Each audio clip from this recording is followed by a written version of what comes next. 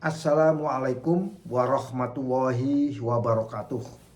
Kawan-kawanku semua, para pemilik kapal, para praktisi, para operator, para perbankan yang terkait dengan pembiayaan kapal, dan pihak-pihak lain yang secara khusus berkaitan dengan membiayai bisnis perkapalan dan bisnis pelayaran.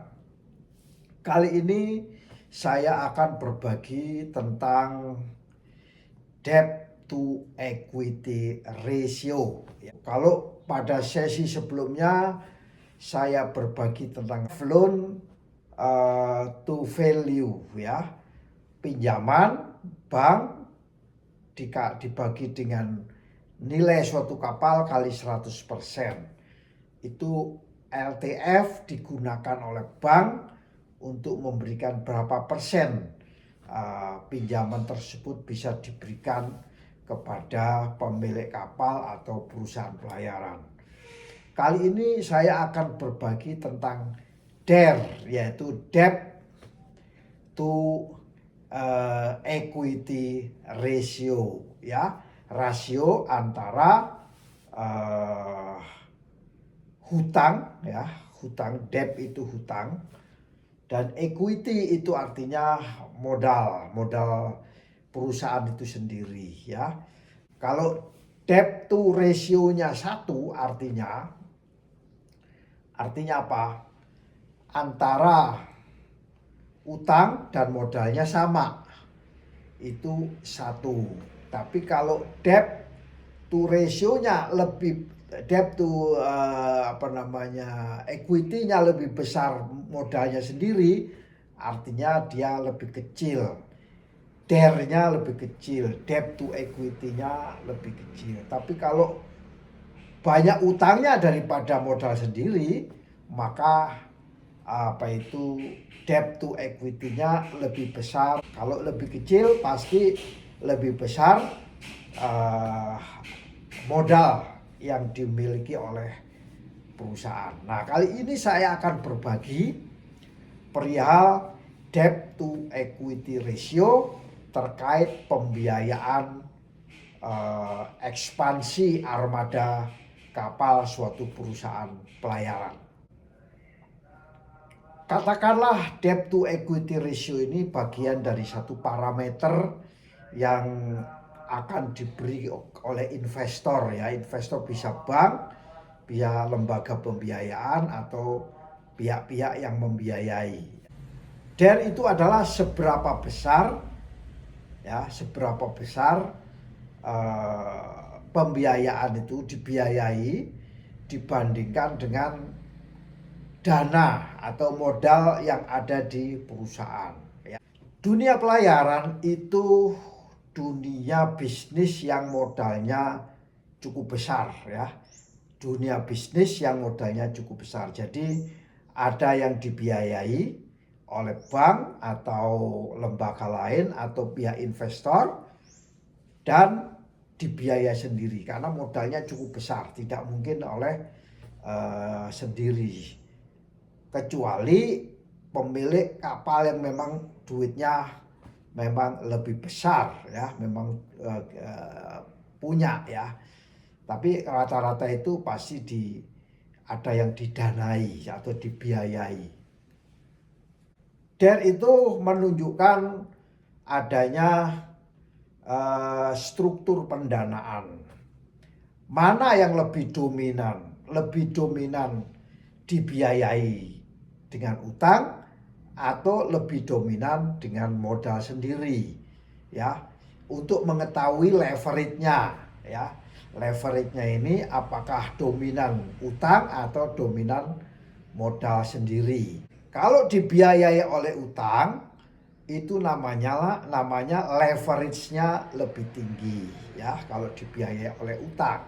Sedangkan kalau modal sendiri itu lebih dikenal dengan konservatif, ya.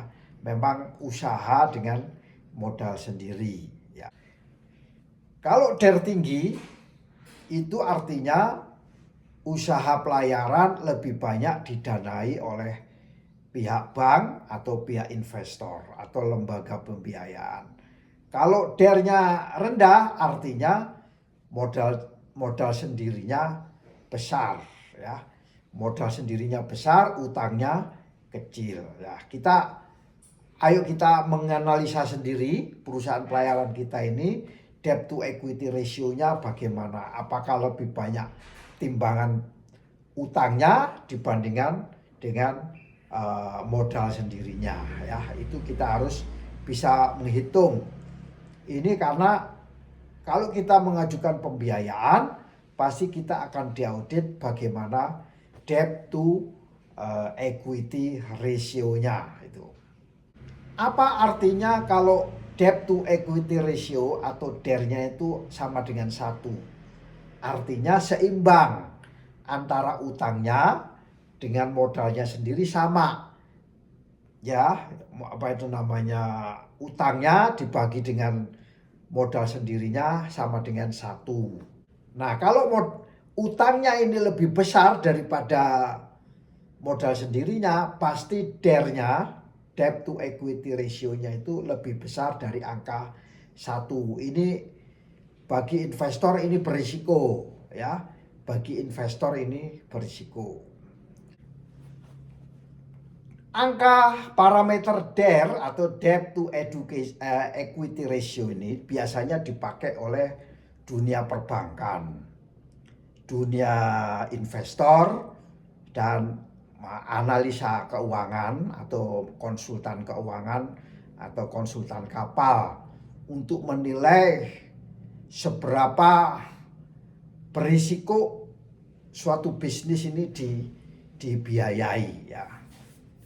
Ya, semuanya sebenarnya ada satu risikonya masing-masing ya. Belum tentu yang DER-nya kecil di bawah 1 itu tidak berisiko, tergantung dari bagaimana nanti mengelola pelayarannya. Yang pertama oleh pihak perbankan, oleh pihak analisa itu adalah leverage.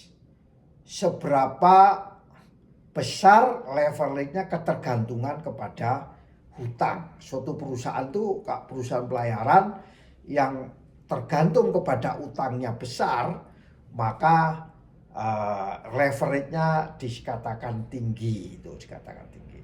Semakin tinggi DER-nya ya, semakin tinggi angka debt-nya, apa itu utangnya, maka leverage-nya semakin tinggi. Ya. Jadi kalau angkanya di atas DER-nya di atas 1, itu pasti perusahaan perbankan atau investor melihat ini perusahaan ini berisiko ya, semakin berisiko. Jadi angkanya bisa dilihat dari angka DER. Tingkat leverage-nya itu bisa dilihat dari angka DER. Dari angka DER ini itu untuk melihat keseimbangan. Apakah perusahaan ini balance, seimbang antara hutang sama modal sendiri. Ya kadang-kadang modalnya lebih besar, ini pasti seimbang, keseimbangan. Nah, ini yang lebih banyak disukai oleh dunia perbankan maupun investor itu yang ada keseimbangan seperti ini. Itu namanya keseimbangan daripada angka DER yang seimbang. Perusahaan yang mempunyai keseimbangan ini dikategorikan perusahaan ini sehat ya, antara modal sendiri dan utangnya ini seimbang. Itu disebut sehat. Perusahaan yang dalam kondisi seimbang ini atau DER-nya angkanya mendekati angka 1 ya, 0,9 atau 0,95 atau 1 atau 1,05 ya. Itu namanya seimbang. Ini lebih disukai oleh dunia perbankan. Lebih aman ini ya. Dan perusahaan yang demikian ini biasanya fluktuasi pasar, ya pasar di saat nggak ada muatan maupun ada muatan, mereka fluktuasi ini dia akan tahan ya. Akan tahan ya. Tapi kalau perusahaan yang tergantung kepada utang, sementara modalnya sedikit, begitu pasarnya fluktuasinya turun, dia harus membayar utang ya yang tinggi sehingga mengganggu cash flow. Tapi kalau perusahaan yang keseimbangan ini, dia akan tahan akan fluktuasi. Apalagi modalnya agak besar, maupun pasarnya turun, dia masih bisa nalangin. Tapi kalau pasarnya naik, dia semakin bagus, pendapatannya semakin bagus, tidak tergantung pada hutang. Jadi ada perusahaan itu leverage-nya tergantung nggak sama utang itu. Modal sendiri yang dipunyai oleh perusahaan pelayaran itu disebut sebagai bantalan risiko, ya, bantalan risiko. Kalau modal bantalannya kempes, matrasnya kempes sama dengan lantai, maka tidak menjadi bantalan risiko. Kalau jatuh dia pasti sakit. Makanya modal sendiri itu sebagai bantalan suatu risiko. Kalau debtnya besar, utangnya besar, maka tidak ada ruang, ya, tidak ada ruang bagi perusahaan itu untuk menghadapi situasi, tidak ada ruang. Ada naik turun dia bingung dia. Semoga pelayaran di Indonesia tabah, ya, tabah bisa menghadapi badai fluktuasi yang ada saat ini. Katakan sekarang ini kan yang jadi masalah bahan bakar, ya. Bahan bakarnya naik, jadi bagaimana perusahaan-perusahaan yang DER-nya tinggi, maka itu akan terganggu. Tapi kalau DER-nya kecil 0,5 ke bawah, itu biasanya tidak terganggu, ya. Beli bahan bakar pun masih ya terganggu, cuman tidak terganggu, ya. Karena dunia pelayaran ini dunia yang industri dengan environnya siklik, naik turun. Nah, tadi saya bilang fluktuatif. Sebenarnya industri pelayaran itu siklik. Misalnya tarif, kadang-kadang naik, kadang-kadang turun tarifnya. Siklik namanya. Ada suasana yang kadang-kadang jumlah kapalnya banyak, tarifnya turun. Kalau kapalnya sedikit, naik, ya kan. Jadi berputar aja rodanya ini, ya. Dikala kapalnya banyak, tarifnya pasti turun, bersaing. Dikala kapalnya sedikit, tarifnya naik. Jadi siklik terus saja. Atau fluktuatif. Nah, dunia bisnis pelayaran pasti segitu. Terutama dari sisi tarif yang mengalami siklik. Bahan bakar juga demikian. Dengan adanya perang naik. Nanti perangnya nggak ada, turun. Panas lagi, naik lagi, turun lagi. Jadi itu dunia pelayaran ketergantungan kepada bahan bakar yang juga siklik, juga mengalami fluktuasi juga. Kondisi keuangan global, ya, dolar, yuan, beberapa currency yang juga mengalami siklik, ya.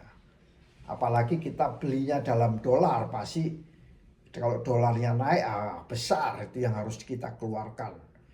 Nilai tukar rupiahnya cukup besar. Katakan kita punya skenario perhitungan DER, ya. Kita DER misalnya utang 50 miliar, ya, 50 miliar. Sementara modal sendirinya adalah 10 miliar. Ini disebut leverage-nya sangat tinggi sekali. Jadi di atas 5 kali lipat, ya. 5 kali lipat. Dikategorikan leverage-nya tinggi. Jadi DER itu adalah 50 dibagi dengan 10, jadi 5. DER-nya itu 5 kali. Apa artinya 5 kali itu? 5 kali artinya 1 rupiah yang dimiliki oleh perusahaan pelayaran itu untuk menopang 5, ya. 1 rupiah untuk menopang 5 hutang. Itu namanya arti daripada leverage tinggi. Misalnya kita mempunyai utangnya 50, sementara modal kita cuman 10 ya. Jadi semua uang kita itu untuk menopang 5 utang ya. Hal yang demikian ini dikategorikan sebagai perusahaan kita dalam perusahaan yang ketergantungan kepada hutang yang sangat tinggi. Kita tergantung kepada hutang kita sangat tinggi, rentan ya. Nah, bagaimana kalau sehat? Misalnya sehat nih, kita utang nggak usah banyak-banyak, 35 miliar saja. Sementara kita punya modal sendiri itu sebesar 15 M. Artinya 35 dibagi 15, artinya 2,33. Apa artinya? Kita ini masih lebih diperhatikan oleh perbankan. Jadi artinya 1 rupiah yang punyanya kita, modal kita, untuk menopang 2,33 utang ya. Karena DER kita 2,33 kali. Nah, ini biasanya lebih disukai oleh pihak-pihak perbankan daripada yang tadi DER-nya 5 kali ya, 5 kali. Tapi di dalam prakteknya bahwa meskipun DER itu tinggi ya, DER-nya tinggi, bahwa dunia perkapalan itu, dunia pelayaran itu fluktuatif ya. Pasar itu iklimnya fluktuasi. Mungkin berat di saat tinggi, tapi ringan di saat rendah. Jadi belum tentu DER tinggi itu adalah buruk. Memang pada session tertentu, pada musim-musim tertentu itu buruk, tapi ada musim tertentu itu tidak buruk ya. Jadi belum tentu buruk. Jadi dunia perbankan juga harus realistis untuk membaca angka DER ini. Jangan dibaca dari angka DER-nya yang 5 kali, tetapi tidak dibaca dari bahwa enviro perkapalan itu fluktuatif ya. Kadang-kadang tarifnya naik, kadang-kadang turun ya kan. Nah, pada saat tarif naik kan bisa pendapatannya tinggi itu.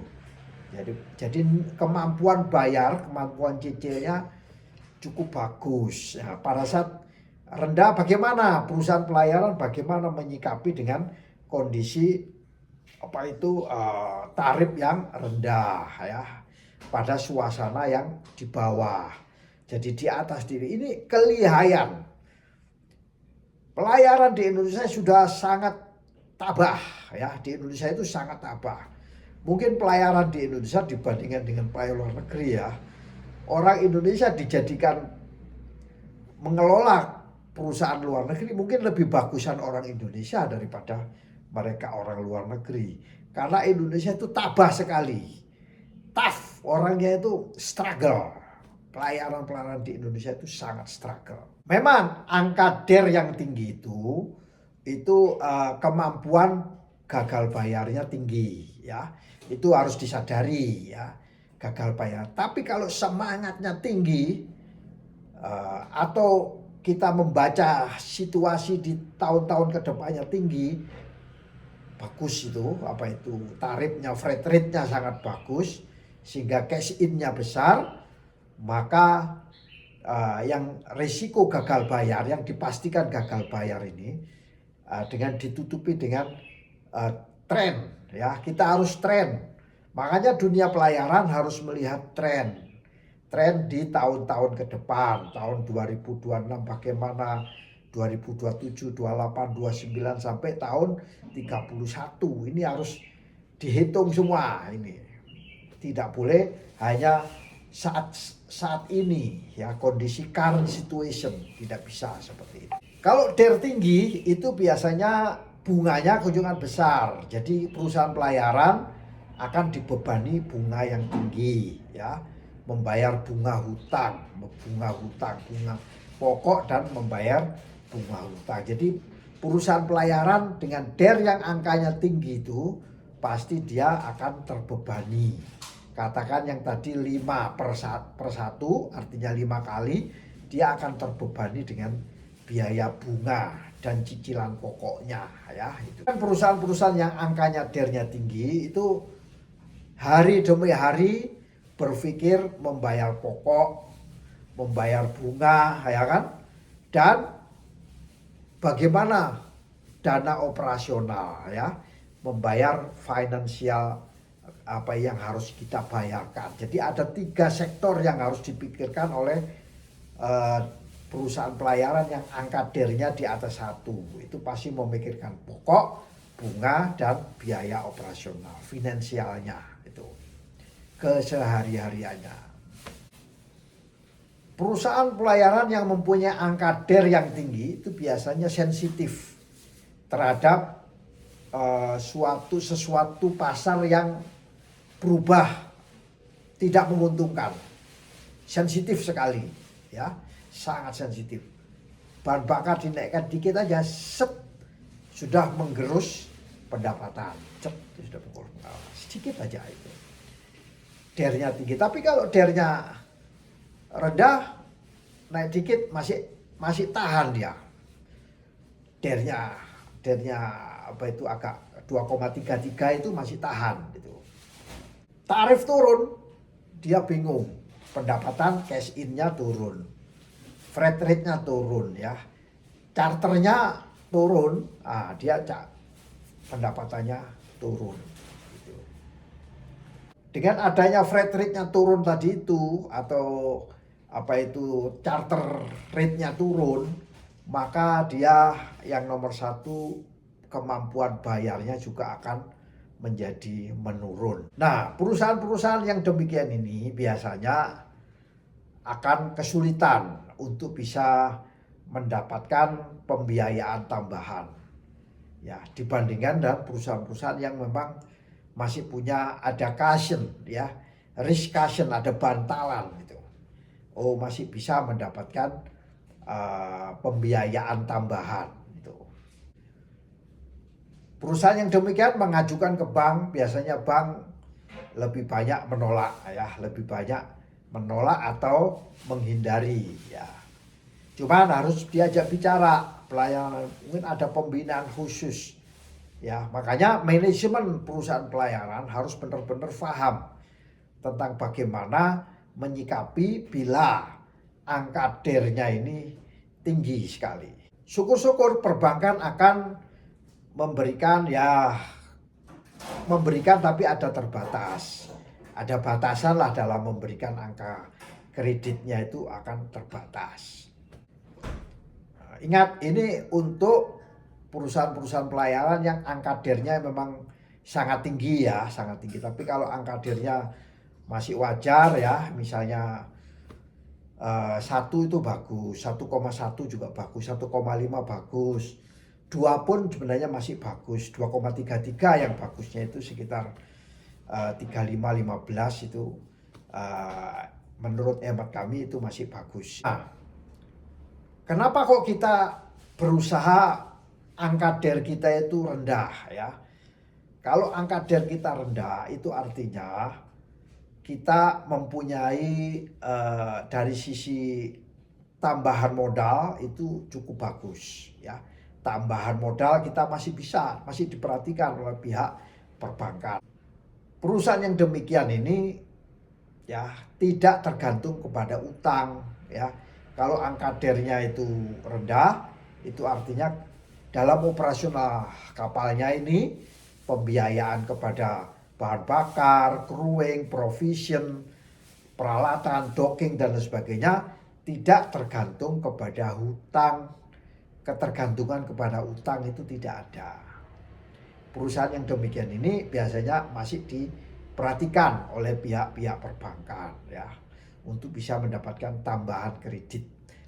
Saat pasar melemah, misalnya angkutan kargo tertentu sudah turun ya, jadi nggak ada apa itu kargo ya, freight rate-nya juga turun. Jadi akhirnya perkalian antara freight rate dengan kargo, kalikan waktunya, misalnya charter, time charter. Kalau time charter kan waktunya ya. waktunya kali freight rate-nya. Kalau kargo per ton itu biasanya pada voyage charter ya, voyage charter itu karena tidak ada muatan akhirnya voyage charter rate-nya menurun. Nah, dalam kondisi fluktuasi pasar yang turun ini, perusahaan-perusahaan yang mempunyai angka DER kecil ini masih tahan ya, masih tahan terhadap kondisi yang seperti itu. Ingat saat ini kan kondisi pasar yang sangat-sangat ditentukan oleh adanya perang ya, perang di antara Irak dan Israel dan Amerika. Ini krisis, ini kondisi krisis ini menentukan adanya bahan bakar, bahan bakarnya naik, sementara 60-40% operasional kapal itu tergantung dari bahan bakar. Jadi kalau harganya naik, ya tentunya pengeluarannya naik dan mengurangi pendapatan. Pasti akan mengurangi pendapatan. Perusahaan yang DER-nya kecil, oke lah masih bisa bernapas ya. Masih. Tapi kalau DER-nya tinggi nggak bisa bernapas itu. Jadi manfaat daripada DER rendah itu tahan akan adanya krisis. Katakan dia pinjam 35 miliar, modalnya sendiri 15 miliar. Apa artinya? Artinya masih kompetitif. Membayar bunga 35 miliar kalikan suku bunganya ya. Masih bisa kompetitif. Tapi kalau debt-nya besar, membayar bunganya juga besar. Jadi manfaat daripada DER yang kecil ini bisa lebih kompetitif, masih bisa bersaing lah dengan kawan-kawan yang lain yang DER-nya juga hampir sama. Dibandingkan DER yang tinggi, dia masih lebih kompetitif. Nah, dari sisi struktur keuangan itu dia masih bisa memberikan ruang untuk ekspansi ya, ruang untuk ekspansi. Ya, kalau yang besar buru-buru mau ekspansi nambah armada, membiayai sendiri aja sulit. Jadi kalau DER-nya kecil masih ada ruang untuk ekspansinya, masih ada ya. Masih dilirik lah oleh pihak perbankan, oleh investor, oleh analis itu masih dilirik itu. Ya. Jadi semoga saya berdoa semua kawan karyawan pelayaran-pelayaran di Indonesia ini mempunyai angka DER yang relatif rendah itu. Kalau saya bertanya kepada kawan-kawan bank, maka sebenarnya DER ini bukan satu-satunya parameter ya yang dilihat oleh pihak perbankan atau pihak investor. Tapi bagaimana pendapatan ya. Jadi cash flow pendapatannya bagaimana, cash in-nya bagaimana, cash out-nya bagaimana, apakah ada setiap bulannya masih punya pendapatan apa tidak itu. Apakah stabil ya, ataukah pendapatannya ada sedikit kenaikan ya. Jadi stabil, tapi kalau pendapatannya menurun, nah ini berbahaya. Jadi perbankan itu tidak melihat angka DER saja. DER itu parameter, salah satu parameter. LTV juga salah satu parameter. Jadi ada dua parameter, LTV dan DER. Tapi ada namanya pendapatan ya. Itu perspektif pendapatan. Ini sudut pandang dari pihak bank, analis maupun pihak investor. Bagaimana struktur kontraknya? Kontraknya di bulan ini, bulan berikutnya, mungkin tahun ini, tahun berikutnya. Itu ada namanya kontrak. Ya. Dia lebih punyai kontrak jangka panjang daripada spot charter ya, yang hanya sepotong dalam 1 tahun itu mungkin hanya sepotong aja. Tapi kalau dalam 1 tahun itu kontrak terus panjang, itu bagus ya. Suatu perusahaan yang angka DER-nya tinggi tapi kontraknya ini panjang itu masih bagus, kondisinya masih bagus. DER-nya tinggi, kontraknya spot charter atau tramper. Nah ini bahaya ini, karena effortnya tinggi. Tremper itu effortnya sangat tinggi sekali. Nah, kalau arus kasnya bagus, artinya kemampuan bayarnya itu bagus ya, kemampuan bayar. Parameter LTV juga demikian, itu juga menjadi pertimbangan dari pihak perbankan maupun investor. Satu lagi yang Indonesia harus punya yaitu pengalaman manajemen ya. Mengelola kapal, manajemen kapal, pengoperasian kapal ya. Itu yang bagus. Bagaimana cara mendapatkan capitalnya, bagaimana operasinya, menekan biayanya, bagaimana dockingnya, menekan dockingnya, biaya operasinya bagaimana. Itu pengalaman dalam hal pengoperasian kapal ini juga sangat penting, juga menjadi parameter dari perbankan. Ya tidak saja pada angka DER saja. Karena hari ini sesi kita membahas angka DER, Debt to Equity Ratio. Jadi kalau saya garis bawahi, upayakan kita ke arah DER yang istilahnya itu rendah ya. Kalau DER-nya rendah, risikonya juga rendah dan peluang untuk pembiayaan juga akan tinggi. Jadi DER-nya rendah, risikonya rendah, peluangnya tinggi. Jadi 3 kotak ini harus kita pikirkan. DER-nya rendah, risikonya rendah, peluangnya tinggi. Ini hukum alam ini. 3 ini hukum alam. Kalau DER-nya tinggi, risikonya tinggi, peluangnya rendah. Nah, kalau bisa DER-nya ini seimbang. Risikonya bisa tahan. Masih bisa dilirik untuk bisa mendapatkan pembiayaan. Nah, cuman prakteknya di lapangan bahwa bisnis pelayaran itu harus disadari oleh semua pihak, oleh perbankan maupun investor, bahwa dunia pelayaran itu modalnya besar, high capital ya, membutuhkan modal yang besar. Itu praktek di lapangan ya. Nggak ada pelayaran modalnya kecil, nggak ada. Istilah di lapangan namanya capital intensif atau modalnya besar atau membutuhkan modal yang cukup besar sekali. Dan perlu disadari praktek di lapangan bahwa pendapatan bukan seperti yang tadi saya katakan naik terus. Kalau naik pun itu gergaji, kadang-kadang naik turun gini. Stabil pun juga demikian, naik turun begini. Turun pun juga demikian, kadang turun naik turun naik. Jadi siklik. Ini harus dipahami bahwa praktek di lapangan bisnis pelayaran itu siklik. Dan dunia pelayaran pasti high operating cost. Ya. Biaya-biayanya sangat tinggi, terutama biaya bahan bakar itu sangat tinggi sekali. Biaya kru, gaji kru, wages ya. Provision, pengurusan dan lain sebagainya, insurans, sertifikasi, docking. Jadi tinggi sekali, biaya tinggi sekali. Sehingga kalau DER-nya tinggi, dia sangat sensitif, pasti terganggu. Jadi DER tinggi pasti terganggu. Jadi upayakan DER-nya serendah-rendahnya. Kalau nggak bisa rendah-rendah, moderate.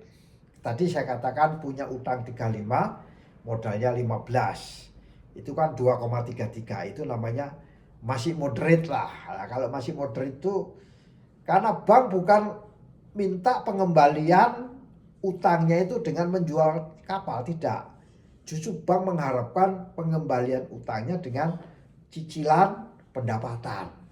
Itu yang diharapkan oleh pihak perbankan. Jadi debt to equity ratio ya, itu indikator.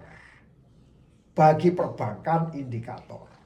Investor indikator untuk memberikan pembiayaan ya, DER itu. Dan ini juga indikator bagi perusahaan pelayak keseimbangan antara utangnya dia dan modal yang dimiliki. keseimbangan. Itu indikator. Ya, indikator bagi perbankan melihat dari sudut pandang perbankan kepada pihak pelayaran.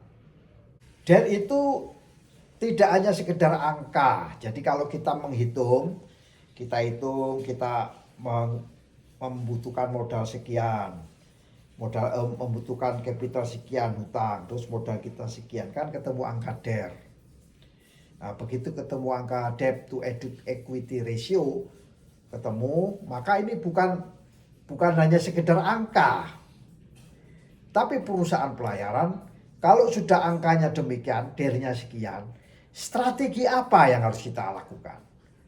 Jadi jangan semangatnya putus dengan gara-gara DER, tapi bagaimana strateginya kita. Kalau DER-nya tinggi, bagaimana? Kalau DER-nya segi turun lagi, bagaimana? Moderate, bagaimana? Kalau DER-nya kita kecil, bagaimana? Strategi. Jadi bukan sekedar berbicara tentang angka DER, tapi berbicara tentang strategi daripada perusahaan pelayaran. DER itu bukan mencerminkan angka, tetapi bagi perbankan memang untuk mengetahui risikonya. Bagi pelayaran juga akan tahu risikonya, ya. Risiko pasti gagal bayar, misalnya. Ya, itu risiko, ya. Nah, lalu dari risiko gagal bayarin apa yang harus kita lakukan? Nah, upaya kita itu apa? Ya, upayanya itu bagaimana? Dengan adanya angka DER tertentu bagi perspektif pelayaran, tentunya kita harus tahu pasar, ya. Kita harus bisa membaca pasar. Pasarnya ini bagaimana? Kita duduk berbicara, ya, diskusi dengan kawan-kawan. Melalui channel YouTube ini juga bisa jadi sarana untuk diskusi, mengetahui pasar, ya, mengetahui siklus daripada pasar, apakah bagaimana tren tahun ini, tahun depan, dan tahun-tahun berikutnya.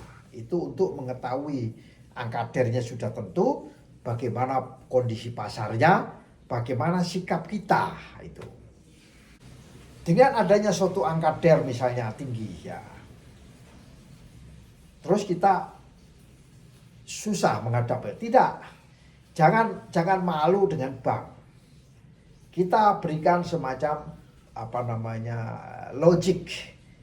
logik kemampuan untuk membayar dengan iklim-iklim pasar yang ada, upaya-upaya kita. Jadi sehingga meskipun angka DER-nya itu sangat tinggi, kalau kita bisa memberikan kepercayaan, ya, meyakinkan kepada pihak perbankan, maka bisa juga pembiayaan itu bisa mendapatkan dari bank maupun dari investor. Jadi perusahaan tidak tergantung kepada utang. Struktur keuangan kita tidak tergantung kepada hutang. Tidak dihantui oleh hutang, harus membayar pokok, bayar bunga, keuangan sehari-hari. Kalau kita mempunyai DER yang rendah atau wajar, maka kita bisa mempunyai daya tahan, ya, daya tahan untuk hidup di dalam dunia pelayaran ini. Meskipun dalam fluktuasi industri pelayaran, freight rate-nya yang sangat tidak menguntungkan, itu masih bisa bertahan. Apalagi kalau kondisinya turun sekali, ya. Tapi kalau pasarnya bagus, sebenarnya nggak masalah bagi angka DER yang tinggi maupun angka DER yang moderate maupun yang rendah juga tidak ada masalah itu. Jadi kawan-kawan semua, kesimpulan yang saya berikan dalam hal istilah debt to equity ratio ini, kita harus bisa menyikapi. Kita bisa introspeksi kepada diri kita, apakah angka kita DER-nya tinggi, atau angka kita moderate, atau angka kita rendah. Kalau angka kita tinggi, maka kita yakin pasti yang namanya bank melihat kita itu perusahaan yang berisiko. Nah, karena kita perusahaan itu, bank pasti menghindari, ya, bahkan menolak untuk memberikan tambahan kredit. Upayanya apa? Meyakinkan, ya. Berikan data-data yang logik, yang faktual, ya, sehingga meskipun dengan angka DER yang tinggi masih ada risikonya tinggi, bisa ditekan dengan mitigasi ya. Sehingga harapannya adalah bisa mendapatkan pembiayaan, syukur-syukur bisa ekspansi. Kalau DER-nya moderate sebenarnya nggak masalah, cuman ini pinter-pinternya kalau DER-nya moderate disukai sama perbankan atau investor. Cuman kalau kita lengah, maka kita tidak bisa mengembangkan perusahaan kita, jadi tidak bisa ekspansi dan bahkan pembiayaan bisa menjadi tertutup. Tapi kalau DER kita rendah, risiko kita itu bagus, ya, risikonya rendah. Senang perusahaan memberikan kepada kita. Ekspansi bisa mendapatkan pembiayaan. Cuman ini kadang-kadang santai, lengah itu. Akibatnya lama-lama pendapatannya menurun, ya, modalnya kita menurun dibandingkan dengan utangnya, akhirnya menjadi moderate. Setelah moderate menjadi DER-nya angka tinggi. Demikian sharing saya pada hari ini, semoga bisa bermanfaat bagi. Satu lagi, bahwa DER bukan satu-satunya parameter, ya itu. Demikian, semoga bermanfaat bagi kita semua. Wassalamualaikum warahmatullahi wabarakatuh. Sukses.